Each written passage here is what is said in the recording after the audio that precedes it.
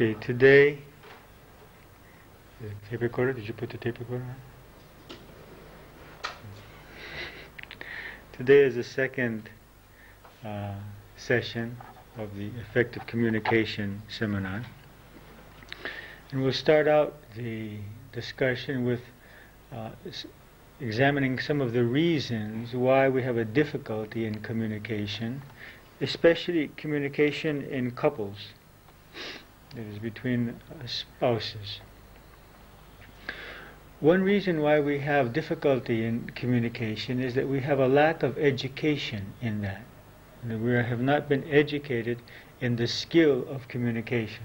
We learn a lot of things in grammar school and high school and even in university, but this is not something which is often taught. So one reason is a lack of education. The second reason is that we did not observe effective communication between our parents. We observed them communicating in the ways that we learned to communicate, and that is either by suppressing themselves or by one accusing the other.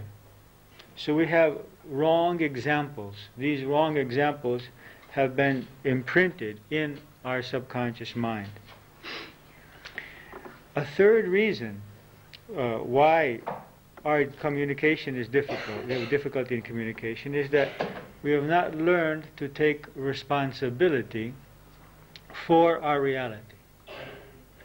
So when someone does not take responsibility for his reality, he naturally expects the other to fulfill his needs, and when the other is unable to fulfill his needs, he becomes angry, upset, hurt, and throws the responsibility for his unhappiness onto the other person. This is a basic problem in our communication. Another factor is that we don't have, as of yet, enough inner security or self-acceptance. When I am continuously seeking affirmation from the persons around me, and those persons are in the same position, that they're seeking affirmation from me, this will be always a cause of tension and conflict between us, because I am waiting for the other to recognize that I am right, that I am good, to affirm that he loves me or she loves me or cares for me, or that I am worthy. And this is a continuous source of tension in our relationships. Another factor is that we tend to recreate the situations that we saw in our parents' lives. That is, we recreate two kinds of relationships. The relationships between our parents, or between our parents and ourselves. And so when we choose a spouse, or even with our own children, or in general with other people in our lives, we tend to reenact these situations. If I was the victim, or if one of my parents was the victim, then it's very easy for me to get into the role of the victim. Or if someone was the abuser, I may get into the role of the abuser. If there was abandonment, I may be always expecting abandonment. If there was a non-responsiveness on the part of one or both parents, then I may be also expecting and recreating that. So there is a tendency to recreate that which we have experienced, as if we have recorded in the video player of our mind, the video recorder of our mind, whatever happened then, and then for the rest of our lives we keep replaying this over and over in our relationships. Another factor which is an obstacle to communication is a lack of energy. When our energy is low, when we're not happy, when we are ill, then we are much more susceptible to the negative energy of other persons. That is, little things bother us. And so we get upset, we communicate negatively towards the other person, and that communication becomes now a stimulus for them, and they react negatively again to us, which creates a vicious circle. When we keep our energy high, we have a high level of energy, the little things don't bother us. And the various stimuli that we receive from other people don't affect us negatively. So keeping a high energy level is very important. Another factor is that we have a lot of wounds in our subconscious mind which have not healed. There's a lot of hurt in us, and these are like open wounds. And when you just touch an open wound, it hurts. When you touch a healed wound, it doesn't hurt. So many of our reactions to what people say and do to us in the present is exaggerated and not in relationship to what is really happening, because they're touching on very sensitive points which are not so important today, but which are open wounds from the past. So we become overly sensitive towards certain kinds of behavior, certain words, certain actions, and react in an exaggerated way towards those. And the other people in our lives the same. We may feel that what we are doing does not justify this exaggerated kind of reaction or sensitivity from the other person. But what we don't realize is that we're touching a very sore spot, which has nothing to do with the present, but with their past. And if someone does not work with those wounds from the past, the wounds of the inner child, then they remain in this very vulnerable state. One can work with these things and heal them, and then become more objective in his reactions. Another reason why we have difficulty in relationships is that we cannot imagine harmony.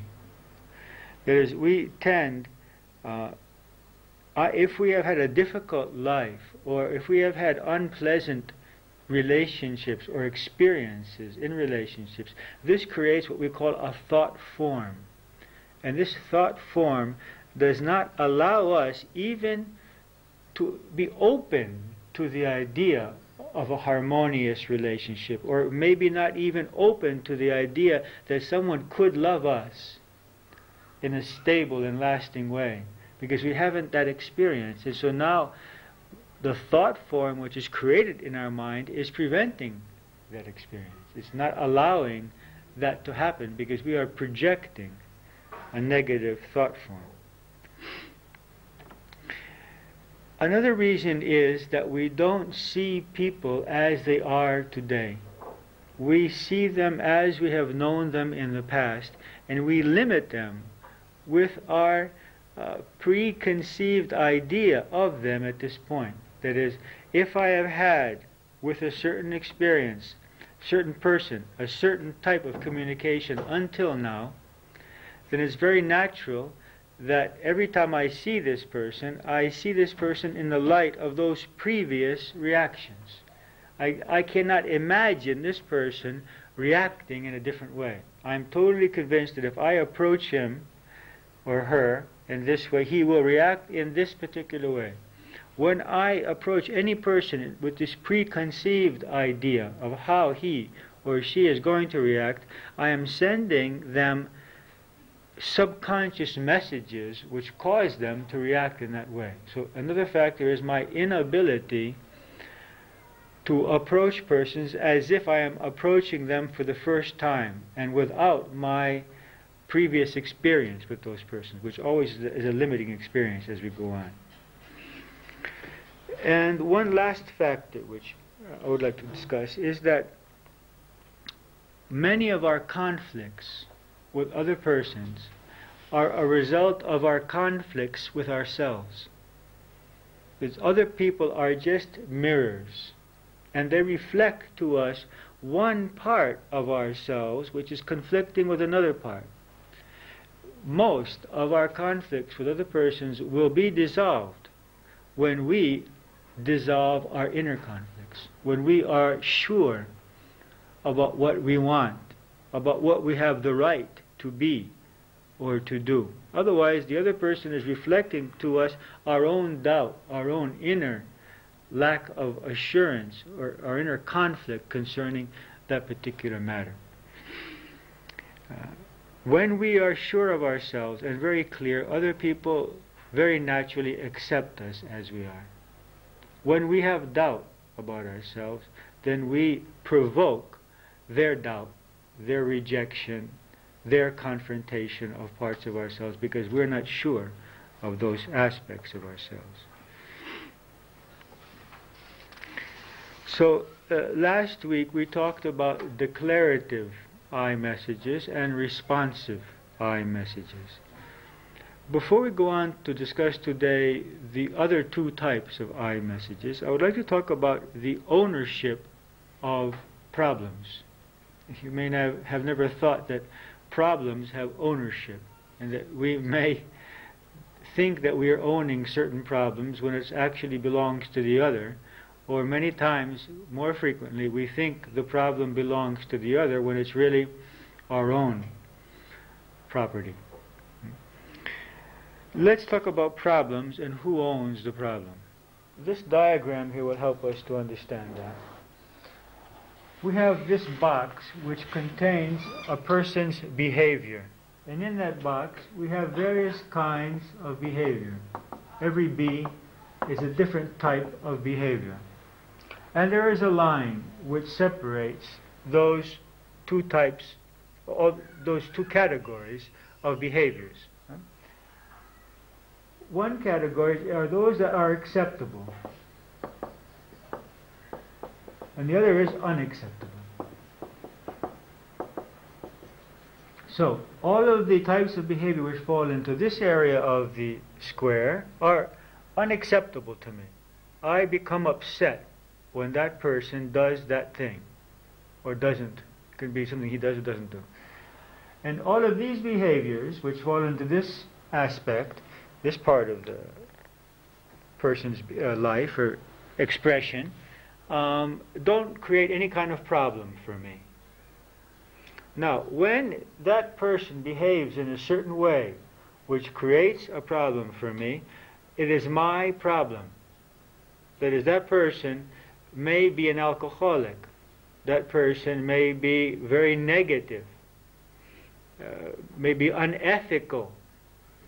But that's not his problem. That's a result of his problem. He has some other problem which is causing him to be that way. That his behavior disturbs me is my problem. He definitely has some kind of problem. But when I approach him, supposedly trying to help him with his problem, when that which is bothering me is my problem, that is his behavior, then I'm not going to do effective communication. Because I'm approaching him because I'm unhappy, and I'm approaching him in a way as to say, well, you're unhappy and you have to listen to me. And this is not going to work, because he knows that we're approaching him with a certain amount of egotism and ego-centeredness, because we are unhappy by what he's doing. So it's very important to get clear who owns the problem. Now this line, fortunately or unfortunately, is not stable. It changes. What is acceptable or unacceptable to us is something which is flexible. What are those factors which affect that? One is, as I mentioned earlier, our energy state, our state of body and mind. That is, when our energy is high, this line goes down. Many more things become acceptable, and many fewer things are unacceptable. When our energy is low, when we're ill, when we have pain, when we have a headache, when we're unhappy, this line goes up, and fewer things are acceptable, and many more things are unacceptable. So the first, and perhaps one of the most important, is the state of our body and mind and our energy level. Secondly is the environment. We may find certain types of behavior acceptable in this center, and as unacceptable somewhere else in society. Whereas there may be things which may be considered acceptable in a bar, which may not be acceptable here or in our home, which we would not be acceptable outside of our home, or outside of our home, which may not be acceptable within our home. So we may accept certain kinds of behavior from our children or spouse when we're alone, but not when we're in company. Or we may accept certain kinds of behavior when we're with others and not when we're alone. So it also changes according to the environment. It also changes according to who the other person is. I mean, if our child spills a glass of milk, it's very possible that we may become completely upset.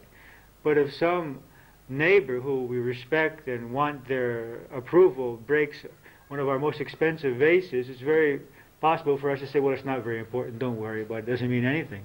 Completely different reaction towards the child and towards the neighbor. So we're not objective, we're not being consistent in what is acceptable and what is unacceptable to us. So who the other person is also affects that. But the fourth factor, and probably the most important factor, is our programming.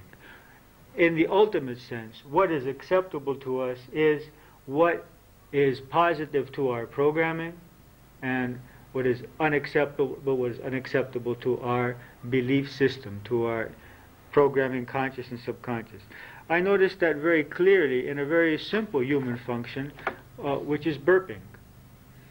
That is, in Europe and in America and these so-called civilized countries, people, to burp is considered to be inappropriate in a social situation.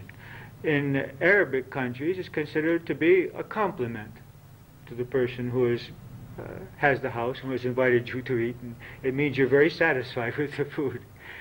In India, it's just another sound, like the chirping of the birds or the cows or whatever it may be. I mean, it's just something that everyone just burps right there, any place, any time, without it meaning really anything. It's just a sound of the human body. So we see that it's a matter of programming. What would be totally unacceptable in one culture, in another culture with another programming is positive, another culture with another programming is just not important. So there are these four factors: the state of our body and mind, who the other person is, where it is happening, and our programming, which cause what is acceptable and what is unacceptable to us to change. Now, let's divide that into certain categories. One possibility is that my behavior doesn't bother you and your behavior doesn't bother me, in which case we have the situation which is called no problem. We're all happy. I'm happy with your behavior and you're happy with my behavior. The next possibility is that I'm not happy with your behavior, and that means that's my problem. I have the ownership of that problem, in which case the effective means of communication is the I message. I have to explain to the other what my problem is.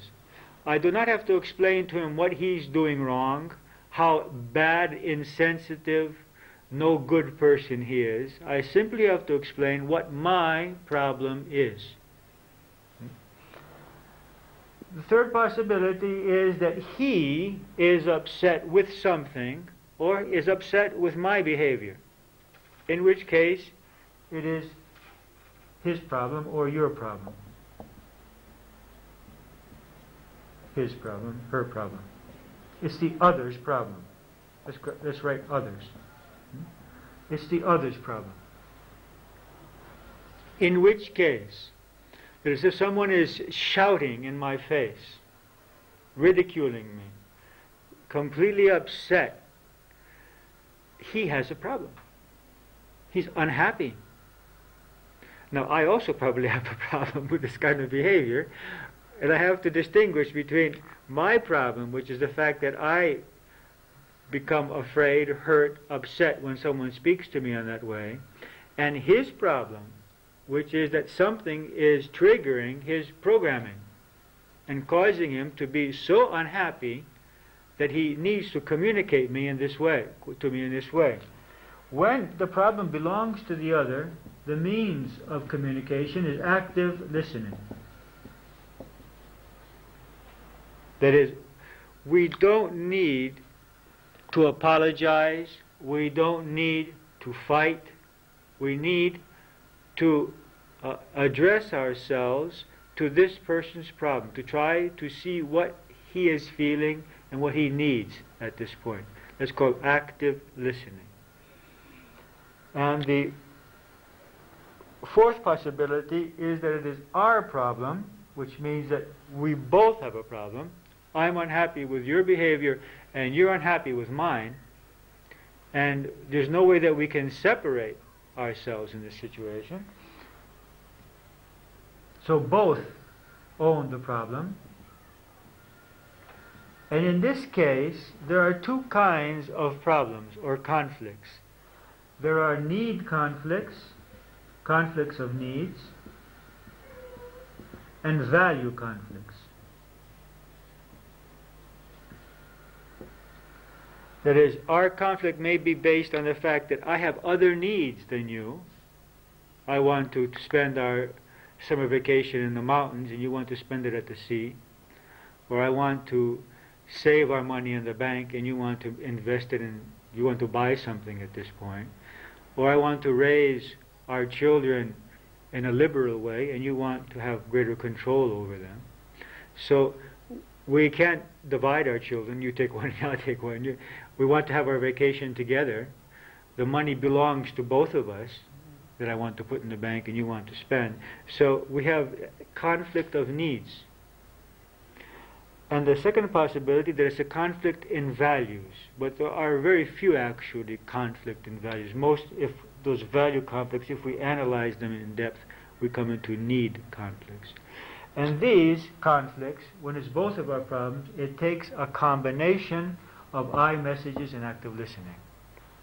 A specific type of combination which we will discuss in a further class. Okay, so it's important when I want to communicate effectively to understand to whom the problem is owned. That is, who owns this problem.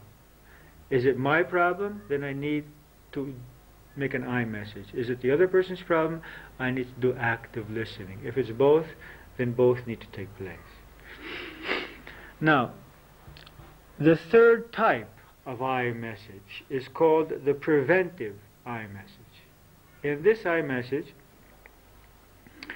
we use this I message when we have noticed in the past with this person or with other persons that when we don't communicate beforehand, problems can be created. And we want to prevent those problems. We want to communicate before the problem arises. For example, if we have to go to a meeting and we know that we have to leave at 9 o'clock and we suspect that some people might be upset about that, we don't wait until 9 o'clock to say, well, now I'm leaving. We explain that from the beginning.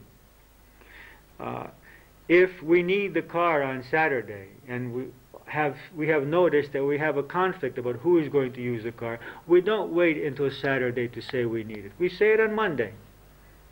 That is, we learn to communicate beforehand in order to avoid creating problems. This is a preventive I message. If we want to see a certain program on television and we often conflict about what we're going to watch, we tell the person as much ahead of time as possible and find a solution.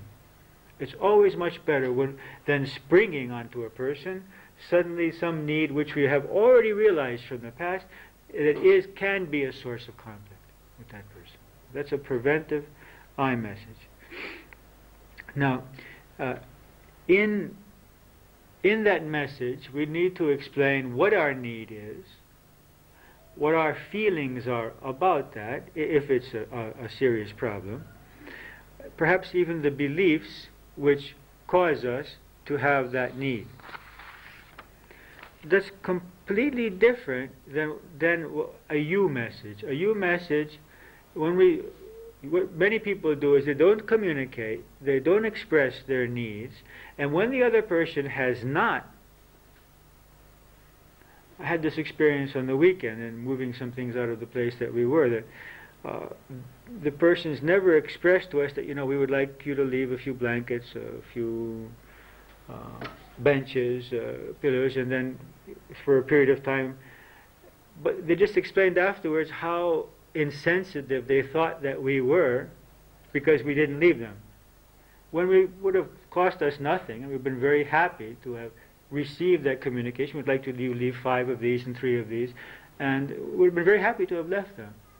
And it was just a very good example of a very ineffective communication. They just never expressed anything, and afterwards were very angry and hurt that we didn't leave things which we could never have thought that they would have needed. So it's something which people often do, and they're waiting to do it. Many people, you know, just want to be hurt, want to be upset, want to get the chance to be angry at the other person. So if we find that tendency in ourselves, it's better to start avoiding that and to communicate beforehand about what we would need. The third type, the fourth type of I message, and the last type we're going to discuss, is the confrontive I message. And this is a message which we need to give when a serious problem has been created. And we have a problem now. We're unhappy. We're upset about what is going on, and we need a change. We need some kind of response, some kind of change in the status quo. Now, we're not always aware of this, that we need to give an I message, because we're not always very aware of our needs or our emotions. We tend to hide them and suppress them. I'd like to give you some of the symptoms that we may observe, which may mean that we may be needing to confront someone more effectively. One is that we may be getting ill quite frequently, especially headaches, asthma, colitis, ulcers. That is, this may mean that we have a lot of needs or emotions which are not effectively communicating, and these are staying within us and making us ill. So one symptom that we may need to start making some confrontive I messages is that we get ill easily. Another is that we may become depressed or bored, and you know, it's like I give up. There's no possibility of my having the power or the ability to fulfill my needs. It's a lost case. This person is just not going to hear me, or people in general are not going to hear me, because I'm not important, or I don't have the power or the ability. And so I just become depressed, bored with life, out of contact even with myself. The third symptom is that I find myself making frequent sarcastic remarks. If someone confronts me with them, I'll just say, well, I was just joking. But there is some truth behind that sarcasm. There is a reason why that sarcasm is coming out. There is some pain in me. There is some unhappiness which is moving me towards that sarcasm. Another symptom is that I find myself frequently complaining to third persons about another person. If I find myself that every time I'm with my friends complaining about how my husband or wife is treating me, or my child, or my parent, or some co-worker, then this is a very clear sign that I need to talk directly to this person. It would be much more, because talking to the third person is not going to solve my problem. That's just gossip. That I need to speak to the person who is the source, the stimulus of my problem. If I find myself needing to criticize, ridicule, or blame frequently some person, that is, and if I find myself enjoying his failures and enjoying his mistakes, then this means that something is in me There's some kind of resentment. There's some kind of game going on here between us, and it would be better to open this up and communicate with this person. What is happening here? What are my feelings? Why might I enjoy his failure? Another possibility is that I see myself avoiding communication with this person, giving him or her the silent treatment. Then that may also mean that there are things in me which I don't want to feel, and so avoiding this person is the one way of solving my problem. So these are all symptoms that it may be time for me to make an I message, a confrontive I message, a very clear message to this person. Now, in every I message, it's important when we approach the person to be very clear that we are approaching this person because of our own need. That is, I have the problem. I approach that person saying to them, you know, I have a problem and I need your help. I need to talk to you about a problem that I have. This is very important to start out in this way. When I approach someone that you have a problem, that you're not okay, you're not being correct, then the wall is automatic. From that point on, he doesn't hear anything. He's just gathering up his own defenses, what he's going to say, his counterattack, his response. They're not hearing anything. So it's very important that I have a problem, I'm unhappy, I need your help in this situation. Secondly, that this relationship is important. Otherwise I wouldn't be approaching you. So this relationship is important to me. I have a problem with which I need your help. And then we begin to describe what is going on in us, what our feelings are, what our needs are, how we react, what our beliefs are, our programmings are, which are affecting us in this way. And then what we need, what kind of change of behavior, what kind of support we may need from that person. In order to help us with that, I have made up a questionnaire, which you have in your hands. Questionnaire for analyzing emotions created in relationship situations and for forming I messages. Bring to mind a problem which you have in a relationship. Imagine that the other comes to you and asks you the following questions. Answer them as honestly as possible in the second person, as if you are writing to him or her, as if you are speaking to that person. 1. Does my behavior create any problems for you? So you have to think about the different kinds of what the other person does and what the other person neglects to do also. I mean, neglect to collect their clothing, some children, or to keep their room tidy. Secondly, what exactly is it that I do or do not do which bothers you? So this is your opportunity to make a list of what the other person does which bothers you or doesn't do. 3. What exactly do you feel when I function in that manner? What emotions do you have? So this takes a bit of a search. We're not always very aware of our emotions. So it'll be very important to try to clarify, what do I feel when my spouse acts in this way?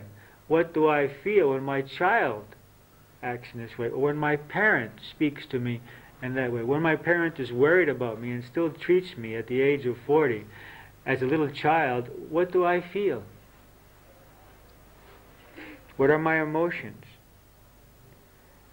Fourth question. What practical problems are created for you by my behavior? There is the emotional problem, but then there's the practical problem. The other person's behavior may cost me money. He may be a co-worker, he may be an employee, and his lack of attention to what he's doing may cost me thousands of dollars. Besides my emotional problem, I have an economic problem. Or a person's way of functioning may prevent me from being able to concentrate on what I want to do. And so I have a practical problem. So there is the emotion. The emotions have to do with question number 3.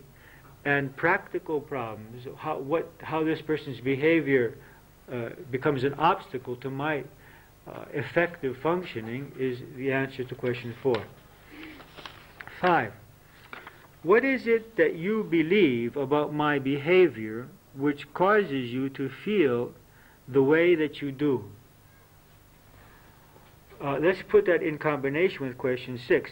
What is it that you feel about yourself which makes you feel that way when confronted by my particular behavior? Let's take a few examples in order to make a distinction between what we believe about the behavior and what we believe about ourselves. If our spouse is not giving us enough attention, then what we believe about that behavior is that you don't love me. You don't care enough about me. But that wouldn't be a problem if I didn't also have the belief about myself that my self-worth is a function of how interested my spouse is in me. Because when I don't get that interest from my spouse or my child or my parent, then I begin to doubt my own self-worth or my own security. So the first belief is that you don't do this because you don't care about me, which may be wrong. Maybe tired, maybe preoccupied with other problems, maybe blocked emotionally, maybe crazy about me, but unable to express it through various programming. So I'm making certain assumptions. I'm making an assumption about what this behavior means. For example, I have heard people in the group saying that my child doesn't love me. And when I ask why you believe that, well, he doesn't want to finish university. Or he doesn't want to marry the person that I think he should marry.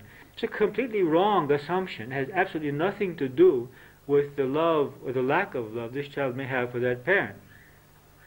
So the original assumption is wrong. But then after that, if that child doesn't love me, then I am not a worthy parent. So I believe something about the behavior, and I make a certain interpretation of that behavior, and then I make another assumption about myself, my security, my self-worth, based on that wrong assumption of why the other person is doing what they are doing. So the questions 5 and 6 have to do with those two interpretations. That is, how am I interpreting the behavior of the other person, and what I believe about myself when I see that behavior. 7. How do you usually react when you feel that way? This is our opportunity to explain to the other person how we may become silent and reserved. We may become angry and upset. We may go and eat as much as we can. We may have various kinds of reactions. 8. What do you need from me? This is your opportunity to write down all your needs from that person. How can I help you to feel better in this relationship? And 9. How would you like our relationship to be? Describe the perfect relationship that you can imagine, which you can imagine. And 10. Is our relationship important to you, and why? And 11. Would you like to ask me? What would you like to ask me? What would you like to know about how I feel and think? This is the opening to active listening. Whenever we give an I message, it must always end with an opportunity for the other person to speak. And then we shift gears from I message to active listening. So we just don't go and give an I message and then leave the room and close the door. We give the I message, and that is a stimulus, and then we hope that the other person can be as honest as possible and explain to us what is going on in them. And of course we have to discuss what active listening is and how we do it. It's something which we need to analyze more deeply. So look down below on this sheet. We have here the means with which we can formulate the I message. Answering these questions will give us the information that we need. and then we can construct that I message with the guidelines that we have down below. The introduction. That it is my problem, my need to communicate. The information which you may need in order to make your introduction will be found in the answers to questions 1, 2, and 10. That if this relationship is important and what it is that is bothering me. Then there is the body of the I message, the analysis of feelings, needs, beliefs, reactions, which we find in the answers to question 3, 4, 5, 6, and 7. And then there is what we ask.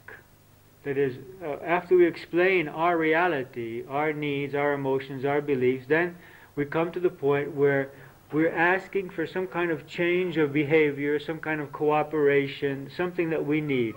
And so that we may find that found in answers to question 8 and 9. What we ask from the other person. Do we ask him to be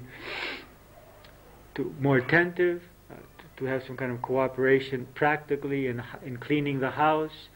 Do we need more affection? Do we want to do something specific together? We express our need. And the last part is opening to active listening, in which we say, in some way, and now I am very interested to see how you feel, what your needs are, how you have been feeling in terms of this problem, what is going on in you. Tell me how you feel with my message and how you feel with me in general. What do you need from me?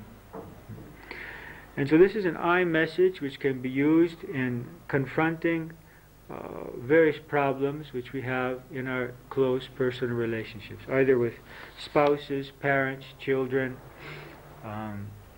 co-workers, brothers and sisters, whoever it may be. Now, because often with certain people the atmosphere is rather electric and both we and they can easily get off-center, Carl Rogers has made up what is called Rogers' Rule, which is very effective in toning things down in any kind of communication. And that is very simple. If I am talking to you,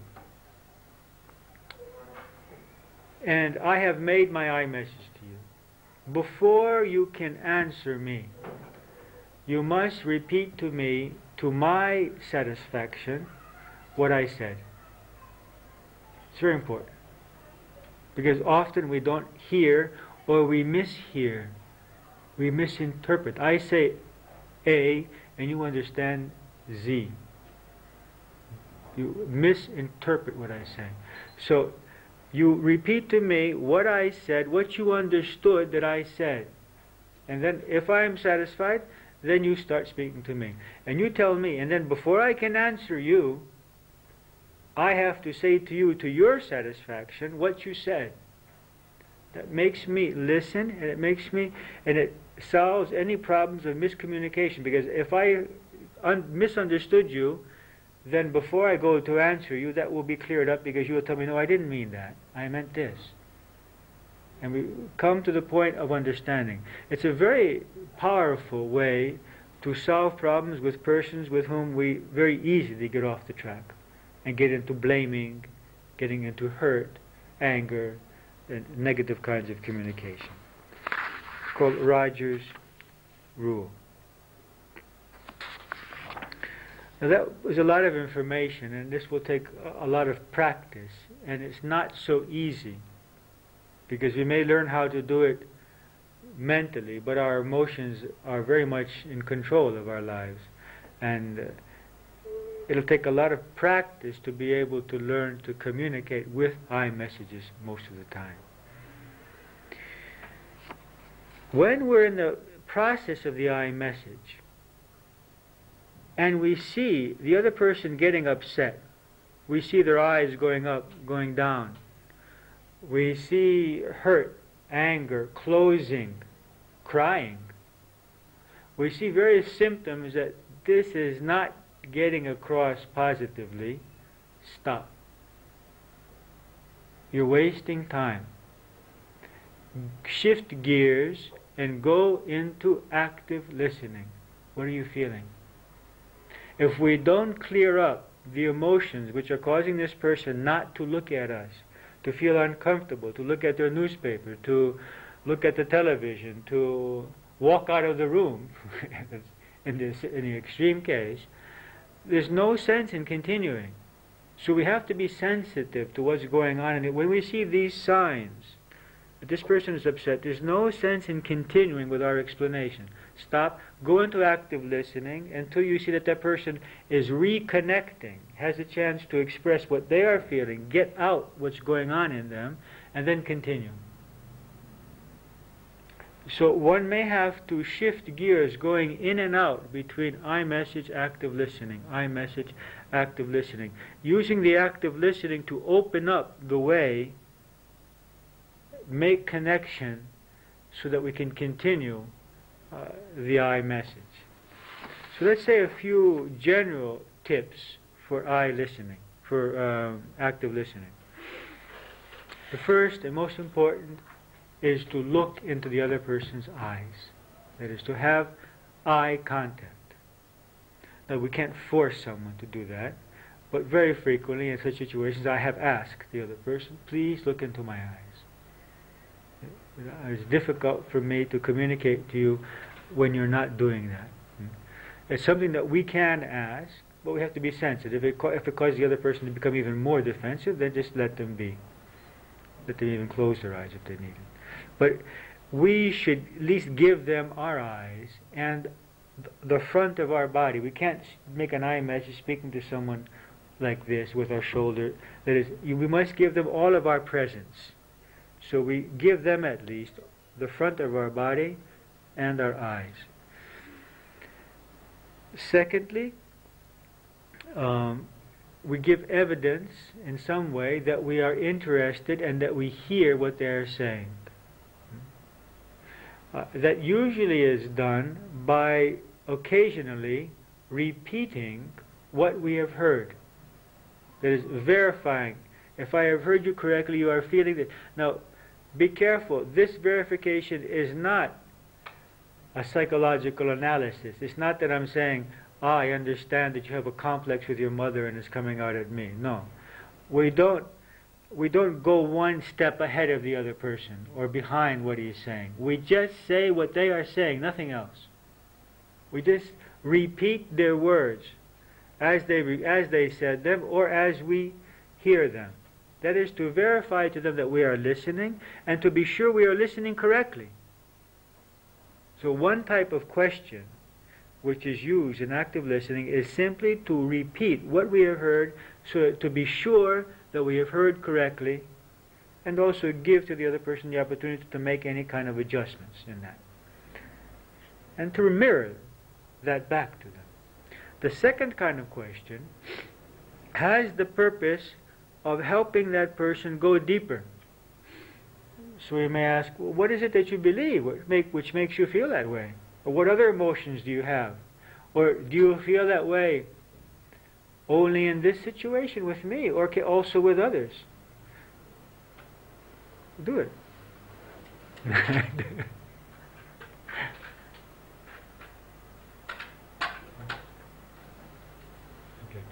So, the second category of questions is the questions that we ask in order to help that person go deeper. And this is what our group leaders learn.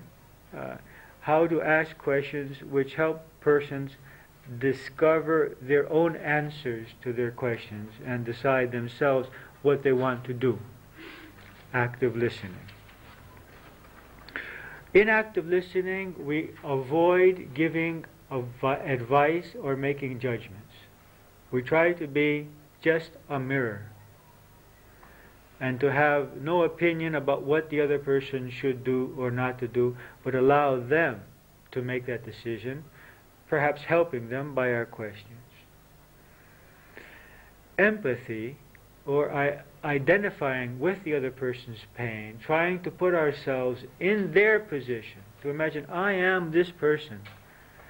I have these programmings and I am experiencing this life situation, will help us, first of all, to gain the other person's trust, to experience a certain amount of unity, but also it will guide us to the right words and questions which will help this person more effectively. So it's very important to try to imagine that I am this other person. Sometimes, but this should not be overdone, it's helpful for us to share with that person similar problems or situations which we have, because often when we open up, that helps them to open up. But we shouldn't take over the conversation and talk about an hour and a half about our problem and leave this person just listening. I mean, we should be listening. But we could stop for 5 minutes and just share, I have this similar problem. But not in the sense that, well, because I solved it in this way, you'll have to solve it in this way. Because everyone may have their own solution and a different lesson to learn. And to be as genuine and as honest as possible. And I think that that which really makes active listening effective is acceptance. That is, that I can hear that this person hates his mother and would like to kill her. And just accept that. That is, being able to accept anything I hear from this person, creating a space of you're okay with anything that you feel. That all parts of you are acceptable to me. When we create this kind of atmosphere, this person can open up. Often people come to me from these groups and say, I try to make these messages, I try to do this thing, but people don't open up.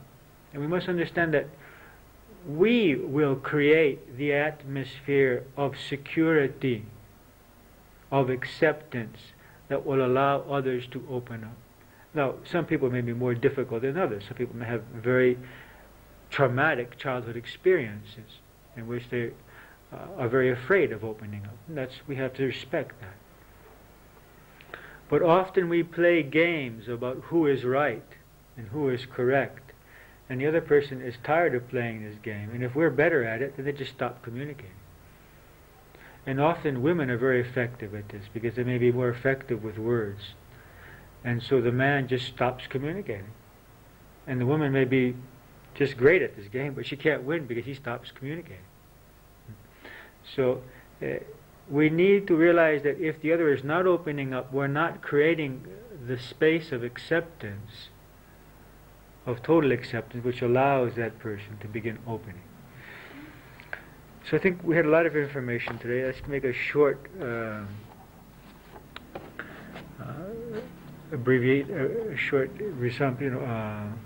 conclusion of what we have said.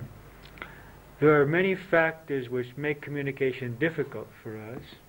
A lack of communication, poor examples as children. We need to be careful to understand to whom the problem belongs. If it's my problem, I use active listening. If it's their problem, my problem, I use iMessage. If it's their problem, I use active listening. Learn to formulate an iMessage with the help of this questionnaire, which I would like you to take at least one, but perhaps better 2 or 3 examples for next week, and fill that out so that we can practice our more extensive iMessages and our more important iMessages next week. And also just begin trying active listening when people around you have problems. Try to get out of your mind what you think they should do and what is right and what is wrong, and try just to listen, to hear what the other person is saying, identify with them, and perhaps with some very simple questions help them to go a little deeper into what they're trying to express. So for next time, I would like you to fill out this questionnaire and then construct a few iMessages so that we can practice them. Are there any questions about today's session or last week's, or about the declarative or responsive messages that we learned to make last week? If there are no questions, then we can break down into our groups, and work personally.